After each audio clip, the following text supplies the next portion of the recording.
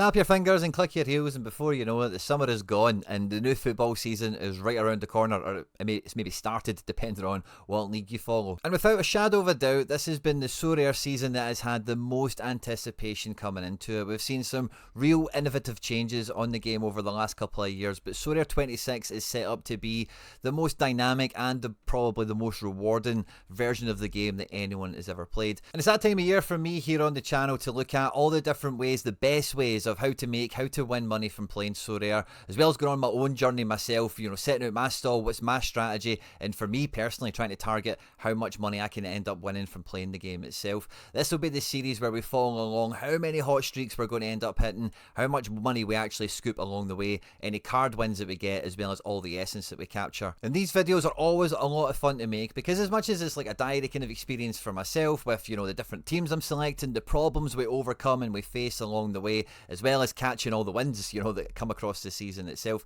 There's always lots of beginner hints, tips and tricks and all that kind of thing to help anyone starting the game out brand new get up and running as quickly as possible. Sorare, I love the content here on the channel themselves, and they've given me a special link. That link is in the description in this video and in the pinned comment. If you're brand new and you've not started playing Sorare yet, at point of recording, if you click on that link and sign up directly, you'll get yourself £100, dollars, euros, whatever your currency is, of market credit to go out and reinforce your squad to go and build your gallery ahead of the new season. Now, that promotion does change from time to time, but no matter when you click on that link, it'll always be loaded up with the best sign up bonus available. By clicking on that link, you do support me and all the content here at the channel. So if you do get stuck, if you've got any questions, jump into the comment section and I'll come and sort you out, or check in the description of the video. I'll put all my beginner playlists in there to help you get up and running with the basics and everything else.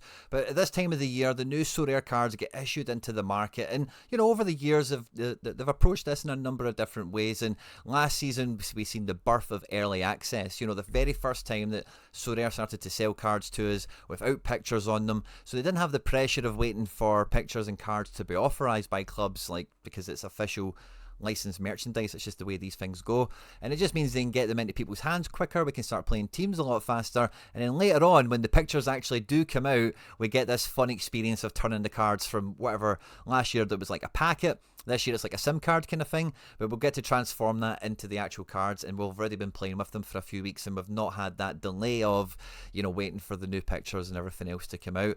So last year, with that being the first time that we had that, I was a bit tentative myself. I was coming into this with a really big collection already, a really big gallery, and I was happy to play it safe and steady, just play the modes to win the cards with my older cards, because that's just the two parallels that now run in the game. Of course, the old cards can play for money once in a while, but for the most part are going to be playing to win you essence, which is like fractions of a card, like shards or diamonds or whatever. You get enough of that, you turn that into cards. And then by using the in-season, the new version of the cards is where you can play for hot streaks, winning money by just hitting a set score every week. And the more you can chain up on that, the bigger the payout gets, as well as competing in the top divisions on the leaderboard against other Sorare scouts and managers around the world to win the millions of dollars and euros that they're going to be putting out in the prize pools again this year. And halfway through last year, we then got MLS, which kind of runs on its own calendar. It got its own division, and it kind of is an island competition on Sorare in a lot of ways. And I kind of used a slightly more accelerated strategy from what I'd used in Europe last season to give that a go and see how that worked. Again, the mode that kind of birthed into existence, the hot streak, beat the game threshold type mode that we've now got rolled out throughout the full European season that's coming up. And that's had its ups and downs, some mixed success. Probably didn't pick the best team for it, but now with us coming into Sorare 26, the proper European season with the top 5, all the main leagues across European and world football all playing back at it, I feel pretty confident that I've got a good strategy to hit the ground running, unlock these streaks really early,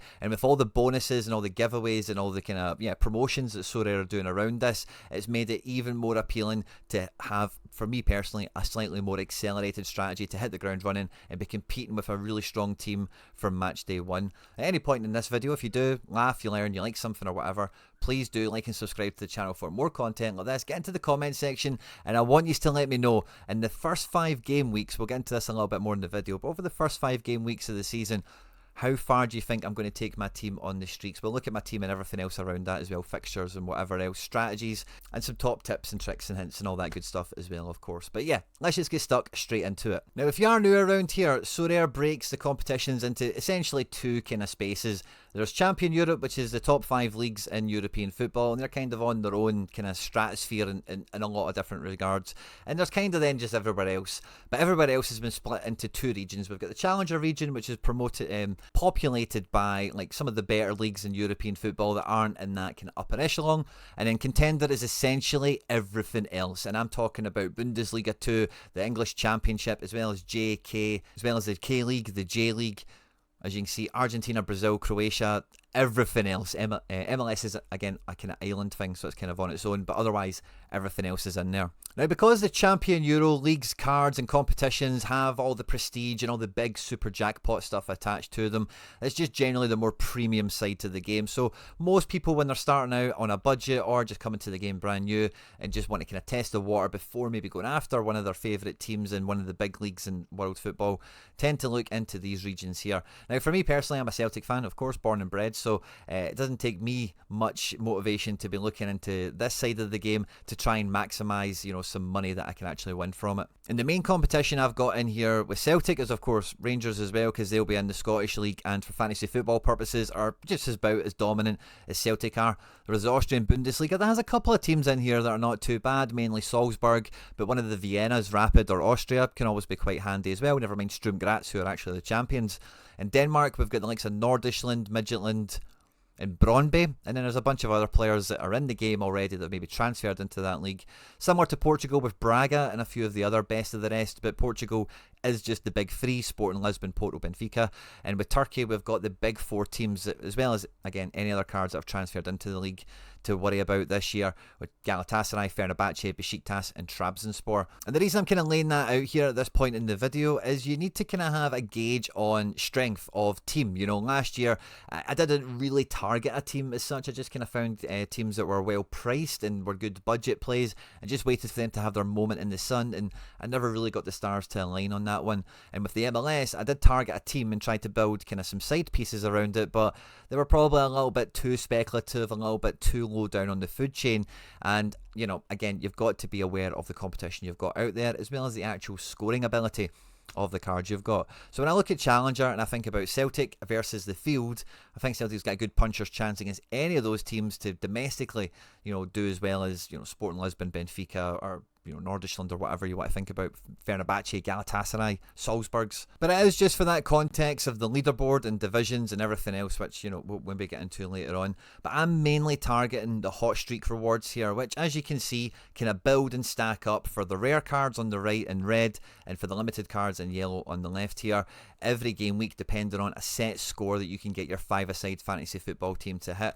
Now, all the players score between 0 and 100, of course, as you guys will mainly know. But with the way bonuses and everything goes, particularly for rare, you can kind of think about dividing these scores between 6 players, because you just get extra multipliers for your captain, as well as how long you've held the cards. Do you have more cards in the same club?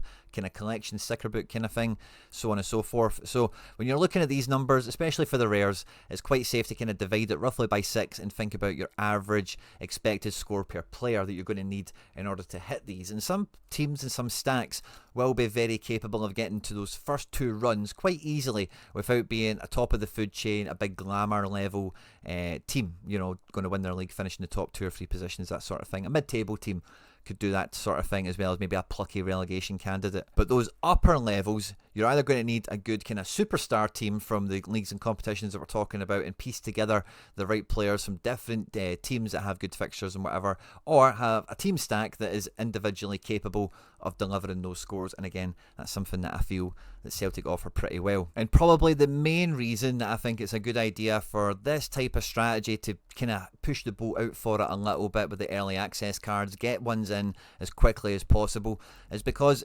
they have running a promotion here, a double up promotion until the end of September. During that time, Celtic are going to have 6 matches, so I've got the opportunity to have, in theory, a full run at a double hot streak situation here, which I'm rubbing my hands together and crossing my fingers for big time. And on top of that, for Celtic's first 3 matches, they're running a throwback promotion where the first 2 steps are even smaller than normal, so it just makes it I don't want to say guaranteed, but it makes it very safe to imagine that I'm going to get onto those first 2 runs of the ladder quite quickly, and starting for the end of July and through to the end of August. It's a lovely kind of beginning of the season, little carrot to kind of dangle out there, because like I mentioned before, last year I was a wee bit more standoffish with getting cards really quickly, and with MLS we maybe did a little bit more, but I do feel really incentivized with this to go in and get the cards early.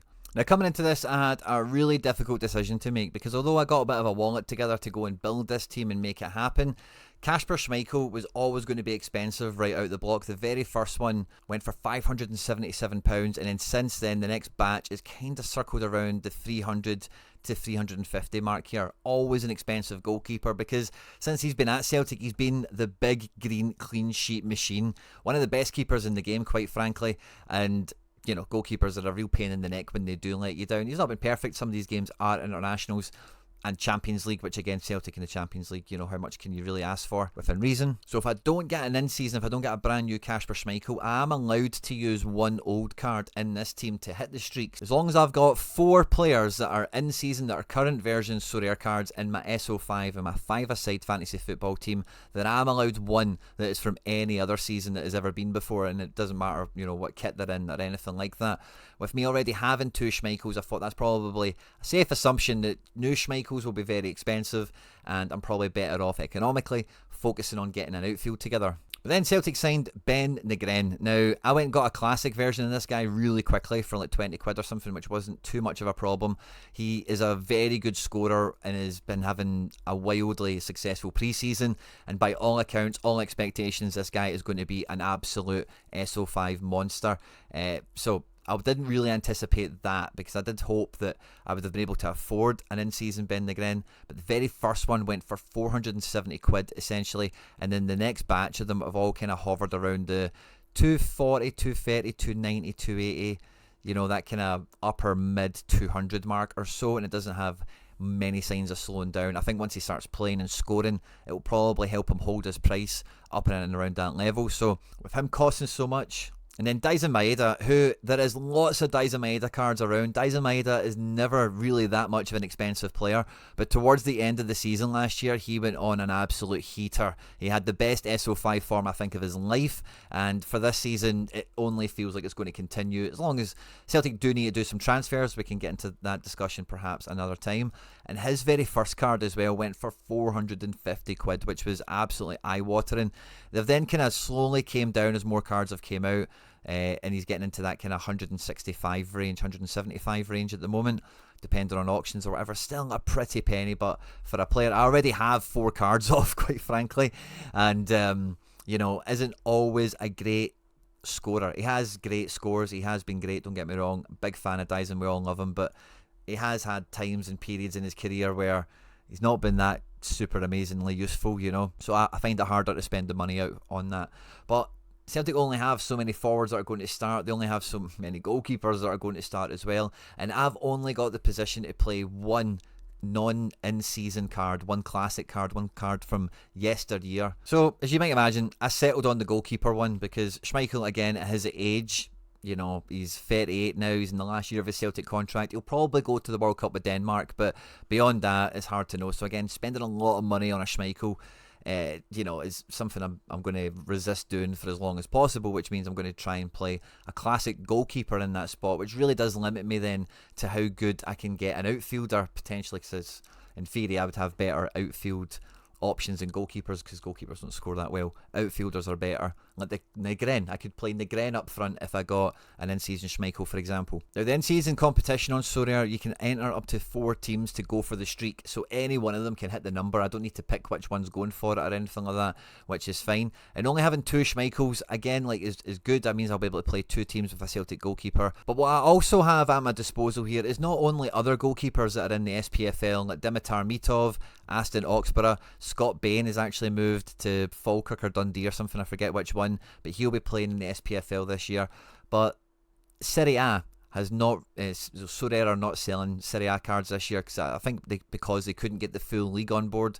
the way the rest of those leagues have went, as I say, it's a video for another day, of course, but they're all getting their own single league competitions, which means the only place that Serie A cards can be used in in-season competition is in the Challenger region where Celtic find themselves. So I'm also actually able to use Jean Boutez, who's the goalkeeper for Como, or Magic Mike Mignan, who has now been awarded the captain's armband at AC Milan, France #1 goalkeeper. Big Magic Mike, we only just got him in the summer, 28 days ago, but he can also play now with my Celtic teams, and I think 2 Schmeichels and a Mignan definitely sets me up very well for 3 really strong goalkeeper choices most game weeks. And although I'm not getting that Schmeichel, maybe having the Mignan, or that in-season Schmeichel, whatever, it maybe kind of balances off quite nicely, as well as having free reign on any of these other cards to maybe use as well. Siegrist is at Genoa and played a little bit towards the end of last season, so and Craig Gordon is meant to play for Hearts, but he's so old, I would never rule out him getting dropped. John McCracken is a job share, he plays sometimes, not always, a kind of 1.5 situation, whatever. So anyway, I've got plenty of goalkeepers I can use, and I'm just kind of going to swallow that. But this is the batch of merry men that I've went out and bought for the new in-season competition, mainly the Celtic cards. I did also pick up a Hearts card. Hearts are my outside shout, or my shout, to finish second in the league this year. They don't have European football. They've just appointed Derek McInnes as manager, and Tony Bloom, the guy that runs Brighton and USG, has now got 2 hands on the wheel at Hearts, and they've been doing business accordingly with all his analytical apparatus and everything else around there. This Braga guy has been getting lots of acclaim, certainly in the Scottish press. I got the #1 of him. Nice wee forward card I thought I would add in. But otherwise, I've went for Alistair Johnson and Kieran Tierney. I fancy playing a little double defence situation with them. I managed to get Rio Hatate in as my primary midfielder. And then in terms of striker, I do have this Braga as like an insurance policy or whatever, but I got Adam Ida in to be my main striker. But Yang has been doing pretty well in pre-season, and Celtic are really light on wingers at the moment. Yang is a bit more AA friendly, so I'm actually a wee bit undecided with who will be my Team 1 striker, if it will be Yang or Adam Ida. And then I've tried to spend a little bit of money as well, just adding into the old Celtic sticker book, as it were. But I tried to be quite tactical with this. Adam Montgomery, I bought this as soon as I heard the news that he was going to Livingston on loan, so he'll be able to play as an in-season Livingston card for me. And if I don't open him up, if I don't turn him into a Livingston card, when the pictures get revealed, he'll stay in my Celtic sticker book and my Celtic collection, so there'll be an extra little bonus attached to that. I got Callum Osmond, again, just in my experience of Sorare, the guys that don't actually play, the ones that are really at the back end of the squad, they don't sell many copies of them because most people aren't really too bothered about them. So I like to pick 1 or 2 of them up while they're available, because later on you can be held to a king's ransom for some of these guys that don't really warrant it. Marco Tilio looks to be on his way to Rapid Vienna. Celtic have put ice on that deal right now until they sign a winger or 2 themselves, but by all accounts that deal's just ready to be activated essentially.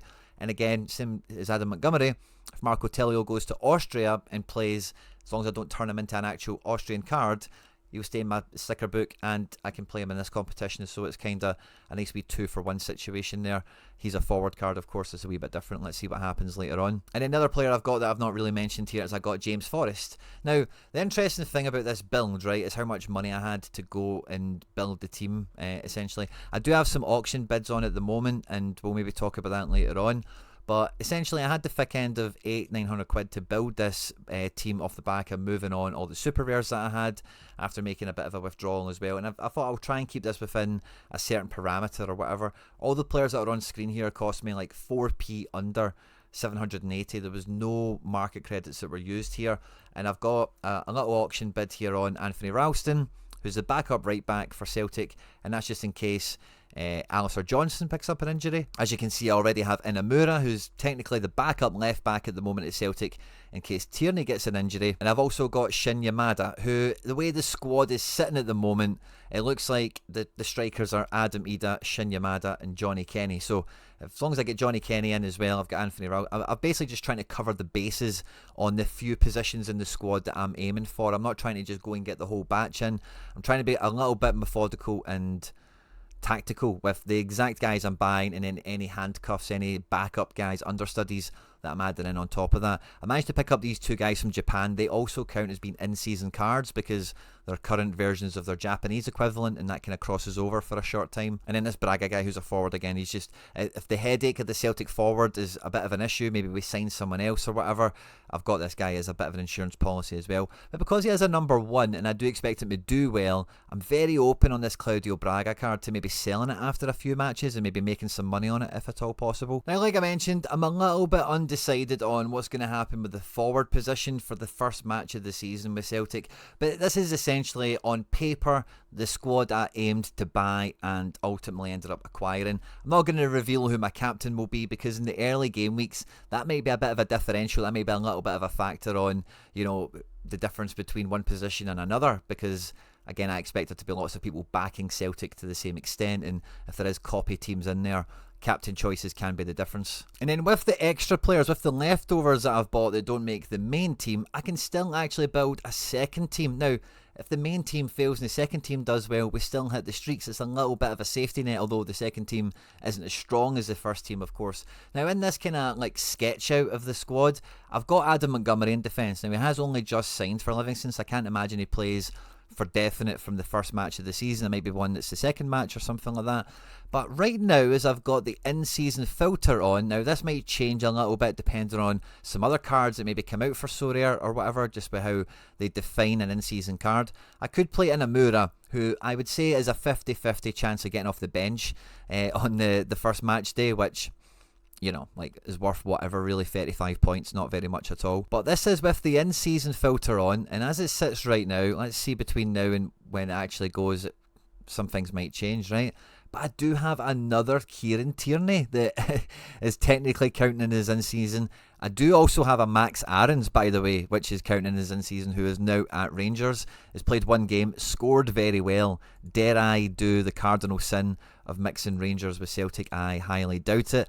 But I do have this card, and I'm probably not going to sell him because he is only on loan, and I like that Valencia collection. But between Adam Montgomery, Inamura, Max Aarons, Kieran Tierney, I've got like a bit of a quandary for this team here for who to play in defence, which is why I'm also bidding on an Austin Trusty card, because I just think as soon as I get a nailed on defender in that spot there, like I should be a lot more competitive with that second team, and then for the further streaks later on, that might come to, you know, pay for itself in a roundabout way by reinforcing the second string there. It then gives me a wee bit of a head start on having 3 teams, because then I would have those extra defence options to move down. I forgot to mention Franz Kratzik, who's a bit of a wild card defender, by the way. It's at Salzburg. He's currently counting as in-season as well. But the thing I would have a lot of pressure on at that point is another midfielder, because I've only got Forrest and Hatate, and again Celtic don't actually have that many mids this year, with Negren being a forward card. And then, you know, let's see how those little auctions go in the background. I'm not really, you know, holding my breath on them. I'm not going to overspend on them. And with a lot of these different players, like I have spent a fair amount on guys like Kieran Tierney, Alistair Johnson and Rio Hatate, but like I say, in the experience I've had already, hitting the ground running early on in the season really does reap dividends, really does reap rewards in terms of, especially with the promotions and everything that's on there now, having the XP being ahead of the game on that, as well as getting some early season wins, because for a lot of these teams like Celtic as well, that when the fixture list piles up, the team becomes harder and harder to predict, and in the first couple of matches, the double up promotion goes all the way to the Hibs match that you see here, and the throwback promotion is covered for the first 3 games. Now this stretch of games, this first streak potential of the season, is really where the premium on buying these cards as quickly as I did will be won and lost, where the battle will be won and lost for it all, essentially. But at home at St Mirren, Celtic always normally do quite well on Flag Day. You know, when we've been champions the year before, we get the first game of the season at home, we'll raise a flag, it's a bit of a party day, normally the sun is out, it's a good time. We then go away to Pittodrie against Aberdeen. Now Aberdeen are a really strong team, but away to Pittodrie is a good match for Celtic, because we are going to be challenged. You know, it's going to be a match where guys are going to need to step up, perform well, play well, etc., which is what we expect. At home to Livingston should be a pretty favourable match, as favourable as matches get, quite honestly, before then going away to Mordor to play Rangers at Ibrox, which is Russell Martin's Rangers. I think no matter how the result ends up going, Celtic are scoring goals in that match for me. as things stand right now. So I think streaking, by that time, you've got to think about the scores as well. So for the first game, we need a score of 275. For the second game, we need a score of 300. And for the Livingston match, we need to score 440 points. If we can do that, we'll have picked up $260 on the streaks, hitting the 1, 2, 3 over those first 3 games, which would recoup me about a third of the team cost that I've got right here. But the Rangers match, we need to hit 460 points, and if we do that against Rangers, the reward for that alone will be $800, which is essentially the cost of the squad as we find it right now. Before then, finally going away to Rugby Park to play Kilmarnock. Now, I'm not as confident about doing 510 points, which is what we would need to do in this to get $4,000 away to Kilmarnock, but you know what? Away to Kilmarnock is not a bad place to need a score like that. So I feel the first 5 games really do lend themselves to it being streaky, being streak capable. Now, the double up promotion does last a further game week to Celtic at home to Hibs. So at any point in that run, if I do misstep, I'll still have the opportunity to go again for the streaks on the double up promotion. Depending on when I do it and what step I'm on, etc., will obviously change the the butterfly effect to how well I do on the streaks. But like I mentioned in the intro of the video, I want to hear from you guys in the comment sections. Looking at that fixture list, the squad I've got, the hot streaks, blah blah blah. What do you think we'll do between now and the Kilmarnock game? I'm always really interested and excited to see what you guys say about the goals and, all that kind of stuff that we're going for. So get them down in the comment sections. Hit the like button, obviously, if you've not done that already. But overall, one of the things I want to have, I don't know if I want to say a target, but something that I definitely want to do better with this season with the Celtic stuff is get some Champions League money, get some midweek action in here. And I felt last year I was really kind of hamstrung with the different plays that I could make, because you still need 4 in-season cards. You're only allowed 1 classic, and if I was using Schmeichel, then in-season cards, it was only really Celtic anyway, so that was a bit of a thing. It became quite difficult. But part of that goal, I do want to try and get a Schmeichel in before the Champions League kicks off, so I'm hoping Schmeichel can have a bit of a price depression between now and then. But as I say, outside of Schmeichel, I'm not really aiming to go and buy really anyone else. I don't mind some of the squad guys that I'm unlikely to use just for the sticker book angle, the collection bonus and all the rest of it. Which, by the way, I think I've got myself into a pretty sweet spot for. I'm currently ranked the 8th best Celtic collector for the season with the few cards that I've got. Over time, I'll need to shirt swap my Inamura and my Yamada, the Japanese versions I've got, into the Scottish ones. But what this means from a competitive standpoint is my cards get an extra 3% bonus on them, every Celtic card, no matter what division they play in, okay? And that means if I've got the same sort of squad, by the time match day 1 comes around, there's only going to be 4 accounts that have got a bigger percentage bonus on their Celtic cards from the collection point of view out of anyone else. Which is why I was mentioning earlier, that alongside who you pick as captain and the 5 people you select, it's going to be survival of the fittest. It's going to be bare knuckle boxing, as it were, of the Celtic collectors. Obviously in this region you're competing against other teams for other methods or whatever, Benfica, Salzburg, Fenerbahce, to be in Division 1, to finish top of Division 1 and try and win the thousands of dollars that are in that competition itself, which I feel I've maybe dismissed a little bit in this video, but just putting them on screen here. Celtic again, it's firmly a Division 1 level team, and no matter where you see your team coming into it, there's definitely room for good ROI potential. If you can bounce between Division 3 and 2 on the regular, but when you come out of Division 3 you're picking money up, you're getting into those top spots, there's definitely ROI potential at different places in the food chain in that regard. But if I'm hitting those types of scores, the upper 400s into the 500s, we're going to be placing really, really well on the leaderboards here, and we'll be able to win some Essence, thankfully. Now, Essence is the other way we're going to try and win cards, or more accurately, I might say, actually unlock, generate, win, craft cards is the technical term. I've got a lot of Essence here, right, but my Essence right now actually cannot make any Celtic cards because they've just changed region.